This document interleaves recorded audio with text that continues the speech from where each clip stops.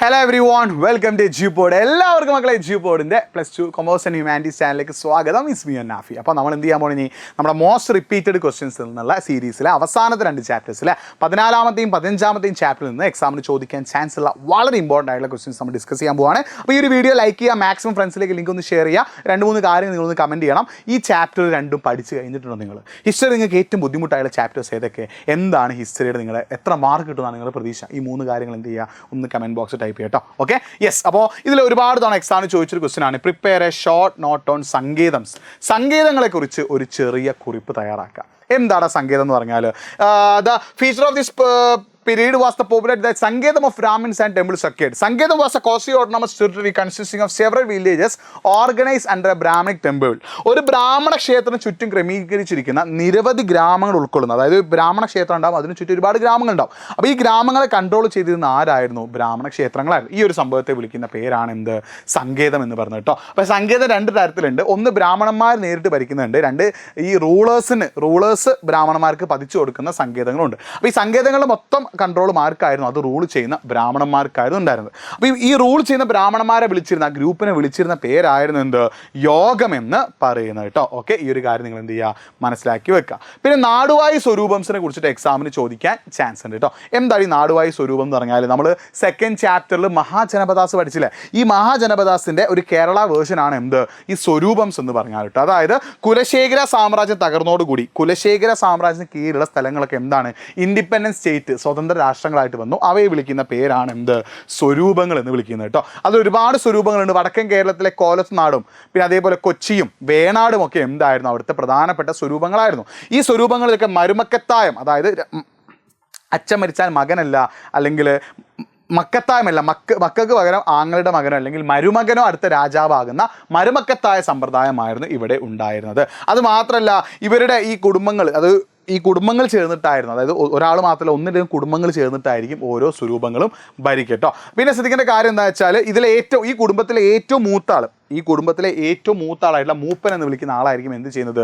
ഈ നാടുവായി സ്വരൂപങ്ങൾ ഭരിക്കുന്നത്. അപ്പോൾ ഈ നാടുവായി സ്വരൂപങ്ങൾ, ഒരു രാജാവ് മരിച്ചാൽ അടുത്ത രാജാവ് ആരാകണം എന്ന പേരിൽ ഇതിൽ പരസ്പരം തർക്കങ്ങളും അല്ലെങ്കിൽ ചർച്ചകളും പ്രശ്നങ്ങളൊക്കെ ഉണ്ടാവാറ് പതിവായിരുന്നു. അത് മാത്രമല്ല, ഈ സ്വരൂപങ്ങൾ തമ്മിൽ പരസ്പരം അങ്ങോട്ടും, ഒരു എക്സാമ്പിൾ എടുക്കുകയാണെങ്കിൽ കൊച്ചിയിലെ സ്വരൂപമാണിത് പെരുമ്പടപ്പ് സ്വരൂപം, കോലത്താനിലെ സ്വരൂപമാണിത് കോലത്ത് സ്വരൂപം. ഇവർ തമ്മിൽ അങ്ങോട്ടും ഇങ്ങോട്ടും അടിപിടിയും ഉണ്ടാവാറ് പതിവായിരുന്നു. അപ്പോൾ അത് മാത്രമല്ല, എന്താണ് ഈ ഒരു അവസരം നോക്കിയിട്ട് യൂറോപ്യൻസ്, പോർച്ചുഗീസുകാർ, ഡച്ചുകാരൊക്കെ എന്താണ് ഈ സ്വരൂപങ്ങൾ തമ്മിലുള്ള വഴക്കിൽ ഇടപെട്ടിട്ട് അവർ അതിൽ നിന്നുള്ള ലാഭം പിഴിഞ്ഞെടുക്കുകയും ഉണ്ടായിരുന്നു. പിന്നെ ഈ സ്വരൂപങ്ങൾക്ക് ആർമി ഉണ്ടായിരുന്നു. അവരെ വിളിക്കുന്ന പേരാണ് 1000ത്തവർ, 10000ത്തവർ, പടമല നായർ എന്നൊക്കെ പേരിൽ ഈ സ്വരൂപങ്ങൾക്ക് സ്വന്തമായിട്ട് സൈന്യവും ഉണ്ടായിരുന്നു. ഓരോ സ്വരൂപത്തിന് അവരുടേതായിട്ടുള്ള ദൈവങ്ങളും ഉണ്ടായിരുന്നു. അപ്പോൾ ഓരോ സ്വരൂപത്തിൽ എന്ത് ചെയ്യും? ഒരു രാജാവ് കഴിഞ്ഞാൽ അടുത്ത രാജാവ് ആരാകുമോ ആ രാജാവിനെ രാജാവായി വായിക്കാൻ പട്ടാഭിഷേകം, അരിയിട്ട് വായിച്ച എന്ന പേരിലൊക്കെ ഒരുപാട് പരിപാടികളും ഉണ്ടായിരുന്നു എന്നുള്ളൊരു കാര്യം ഓർത്തു വെക്കുക. പിന്നെ ഇതിലെ പ്രധാനപ്പെട്ട ഒന്നാണെന്ത്? തിണ എന്തായാലും എക്സാമിന് ചോദിക്കും കേട്ടോ. തിണകൾ 5 എണ്ണമാണ്.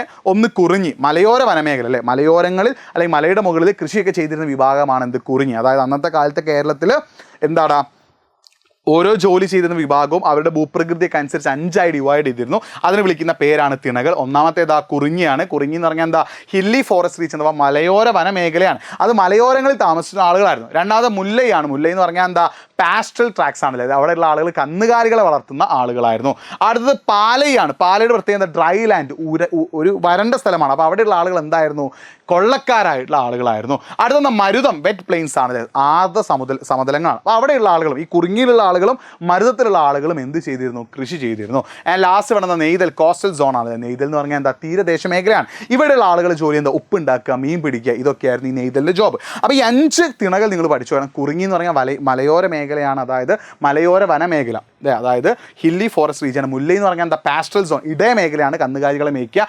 പാല എന്ന് പറഞ്ഞാൽ ഡ്രൈ ലാൻഡ്, വരണ്ട സ്ഥലമാണ്, അവിടെയുള്ള ആളുകളുടെ ജോലി കവർച്ചയാണ്. പിന്നെ മരുതമുണ്ട്, വെറ്റ് പ്ലെയിൻസ് ആണ്, സമതല പ്രദേശമാണ്. ലാസ്റ്റ് വൺ നെയ്തൽ, കോസ്റ്റൽ സോണാണ്. അപ്പോൾ ഇതിൻ്റെ പ്രത്യേകത നിങ്ങൾ എന്ത് ചെയ്യണം? പഠിച്ചു വെക്കണം. വളരെ വളരെ ഇമ്പോർട്ടൻ്റ് ആണ് കേട്ടോ. അടുത്തത്, prepare a short note on the exchange of goods existed in the ancient Kerala.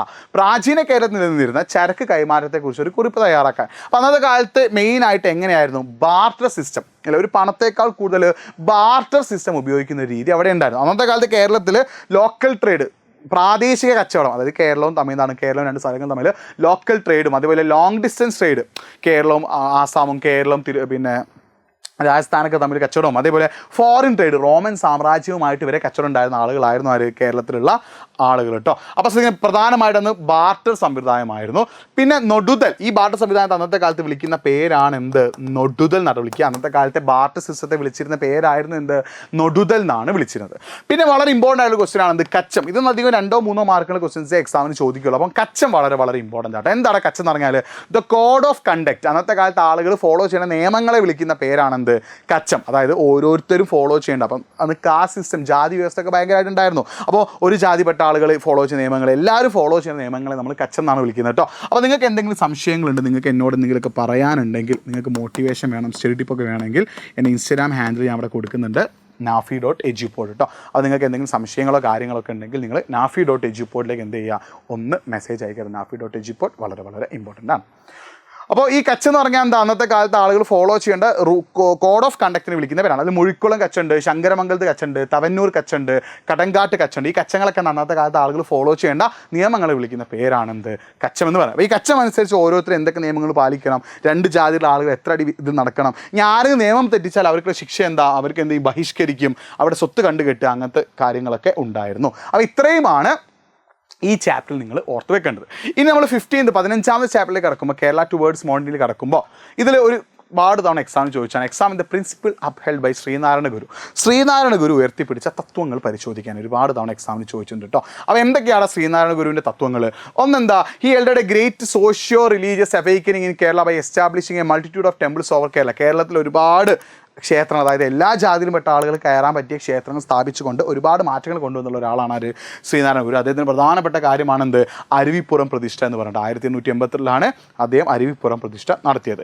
അതുമാത്രം അന്നത്തെ കാലത്ത് ഒരുപാട് സോഷ്യൽ ഈവിൾസ്, സാമൂഹിക ദുരാചാരങ്ങൾക്കെതിരെ എതിർത്തിരുന്ന ഒരാളായിരുന്നു ആര്, ശ്രീനാരായണ ഗുരു. താലികെട്ട് കല്യാണം, തിരണ്ടുകുളി എന്നൊക്കെയുള്ള പേരിൽ കേട്ടോ. അത് മാത്രമല്ല, he persuaded the people to take western education, പാശ്ചാത്യ വിദ്യാഭ്യാസം, വിദേശ വിദ്യാഭ്യാസം നേടിയെടുക്കാൻ ആളുകളെ പ്രൊമോട്ട് ചെയ്യുകയും, അത് മാത്രമല്ല ആളുകൾ സ്വന്തമായിട്ട് വ്യവസായ സ്ഥാപനങ്ങളും ഇൻഡസ്ട്രീസും അതേപോലെ തന്നെ ബിസിനസ്സൊക്കെ തുടങ്ങാൻ പ്രയത്നിച്ചിരുന്ന ഒരാളായിരുന്നു ശ്രീനാരായണ ഗുരു.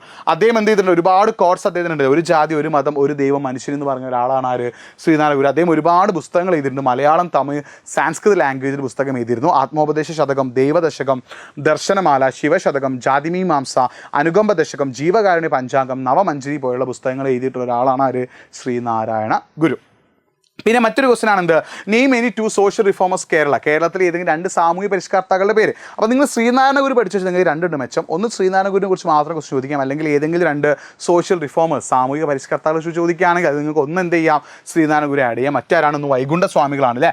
1809 ശാസ്താംകോവിനടുത്തുള്ള വിടയിൽ ജനിച്ചു. അദ്ദേഹത്തിൻ്റെ മൂവ്മെൻ്റ് ആണ് ഇത്, സമത്വ സമാജം. അദ്ദേഹത്തിൻ്റെ പ്രസിദ്ധീകരണങ്ങൾ ഏതൊക്കെയാണ്, അഖിലത്തിരുട്ടും അരുൾനൂറും കേട്ടോ. അപ്പോൾ അദ്ദേഹം അന്നത്തെ സോഷ്യൽ ഈ ജാതി വ്യവസ്ഥയെ, കാസ്റ്റ് ഡിസ്ക്രിമിനേഷനെ എതിർത്തുന്ന ഒരാളായിരുന്നു ആര്, വൈകുണ്ഠ സ്വാമികൾ. പിന്നെ ഈ ടെമ്പിൾ എൻട്രി പ്രോക്ലമേഷനെ കുറിച്ചിട്ട് ഒരുപാട് തവണ എക്സാമിന് ചോദിച്ചിട്ടുണ്ട്. എന്താണ് ക്ഷേത്ര പ്രവേശന വിളംബരം? അപ്പം അന്നത്തെ കാലത്ത് ലോവർ കാസ്റ്റ്, താഴ്ന്ന ജാതിപ്പെട്ട ആളുകൾക്ക് എന്ത് ചെയ്യാൻ പാടില്ല, ടെമ്പിളിലേക്ക് എൻ്റർ ചെയ്യാൻ, ക്ഷേത്രങ്ങളിലേക്ക് പ്രവേശിക്കാൻ പാടില്ലായിരുന്നു. അപ്പോൾ ഈ വൈക്കം സത്യാഗ്രഹം ആൻഡ് ഗുരുവായൂർ സത്യാഗ്രഹം, വൈക്കം സത്യാഗ്രഹത്തിന് ഗുരുവായൂർ സത്യാഗ്രഹത്തിന് ശേഷം അന്നത്തെ ട്രാവൻകൂർ റൂളറായിരുന്ന ശ്രീ ചിത്ര തിരുനാൾ ബാലരാമവർമ്മ എന്ത് ചെയ്യാണ്, ടെമ്പിൾ എൻട്രി പ്രോക്ലമേഷൻ, അതായത് ക്ഷേത്രപ്രവേശന വിളംബരം കൊണ്ടുവന്നു. അതായത് ഏതൊരു കാസ്റ്റ്, ഏതൊരു ജാതിയിൽപ്പെട്ട ആളുകൾക്ക് എന്ത് ചെയ്യാം, ട്രാവൻകൂർ, തിരുവിതാംകൂറിന് കീഴിലുള്ള ഏതൊരു ക്ഷേത്രത്തിലും ആരാധിക്കാനുള്ള പെർമിഷൻ കൊടുക്കുകയാണ്. അപ്പോൾ ഇതിനെ ഗാന്ധിജി എന്നെ വിളിച്ച എന്താണ്, ആധുനിക ലോകത്തെ അത്ഭുതം എന്ന് വിളിച്ചിട്ടുള്ള സംഭവമാണ്. അപ്പോൾ ഇതാണ് എന്ത്, ടെമ്പിൾ എൻട്രി പ്രോക്ലമേഷൻ എന്ന് പറയുന്നത്. പിന്നെ മറ്റൊരു ഇമ്പോർട്ടൻ്റ് ആണത് കുണ്ടറ പ്രോക്ലമേഷൻ അഥവാ കുണ്ടറ വിളംബരം. ഇതും ട്രാവൻകൂർ തന്നെയാണ് നടക്കുന്നത്, വളരെ ഇമ്പോർട്ടൻ്റ് ആണ്. ഇത് ചെയ്തത് ആരാ, വേലുത്തമ്പി ദളവ കേട്ടോ. അന്നത്തെ ട്രാവൻകൂറിലെ ദിവാനായിരുന്ന വേലുത്തമ്പി എന്ത് ചെയ്യാണ് 1809 കുണ്ടറയിലെത്തി അദ്ദേഹത്തിൻ്റെ ജനങ്ങളോട് ബ്രിട്ടീഷുകാർക്കെതിരെ പോരാടണം എന്ന് പറഞ്ഞുകൊണ്ട് അദ്ദേഹം ഒരു ആഹ്വാനം നടത്തി. ഇതിനെ വിളിക്കുന്ന പേരാണെന്ത്, കുണ്ടറ പ്രോക്ലമേഷൻ അഥവാ കുണ്ടറ വിളംബരം. ഇതും 2 മാർക്കിന് എക്സാമിന് ചോദിക്കാറുണ്ട്. പിന്നെ ഈ ചാപ്റ്റർ എക്സാമിന് ചോദിക്കുക 1 വേർഡുകളാണ്. ഇതിൻ്റെ ആൻസർ നിങ്ങൾക്ക് അറിയുമെങ്കിൽ നിങ്ങൾ കമൻറ്റ് ബോക്സിൽ ഒന്ന് ടൈപ്പ് ചെയ്യട്ടെ. ഇത് ഇമ്പോർട്ടൻ്റ് ആണ്. ഇത് എക്സാമിന് എന്ത് ചെയ്യാറുണ്ട്, 1 വേർഡായിട്ട് ചോദിച്ചിട്ടുണ്ട്. അപ്പോൾ ഇതേപോലെ 1 വേർഡുകളൊക്കെ ഈ ഒരു ചാപ്റ്റർ എന്ത് ചെയ്യും, ചോദിക്കും. ഇത് നിങ്ങൾ എന്ത് ചെയ്യുക, പഠിച്ചു വെക്കുക. ബാക്കി ക്വസ്റ്റ്യൻസൊക്കെ നമ്മൾ ലൈവ് ഡിസ്കസ് ചെയ്യും. അപ്പോൾ ഈ കാര്യങ്ങൾ നന്നായിട്ട് പഠിക്കുക മക്കളെ. നിങ്ങൾക്ക് പബ്ലിക് എക്സാം ഈസി ആയിരിക്കും. നിങ്ങൾ +2 ഈ ഇസ്റ്റഡി എക്സാമിൻ്റെ ഇടയിൽ ഈ ദിവസങ്ങളൊക്കെ നിങ്ങൾ നന്നായിട്ട് എഫേർട്ട് ഇട്ട് പഠിക്കുക, നന്നായിട്ട് എഫേർട്ട് ഇടുക. നല്ല റിസൾട്ട് നിങ്ങൾ തേടി വരും. ബാക്കി നമ്മൾ ലൈവ് ഡിസ്കസ് ചെയ്യും. ഇത് മാത്രം പഠിച്ചാൽ പോരാ, ലൈവിൽ വരുന്ന ക്വസ്റ്റ്യൻസ് കൂടി പഠിക്കണം കേട്ടോ. നന്നായി പഠിക്കുക, ഉഷാറായി പഠിക്കുക, സൂപ്പറായിട്ട് പഠിക്കുക. എല്ലാവർക്കും +2 ഇസ്റ്റഡി എക്സാം ഈസി ആവട്ടെ. All the best.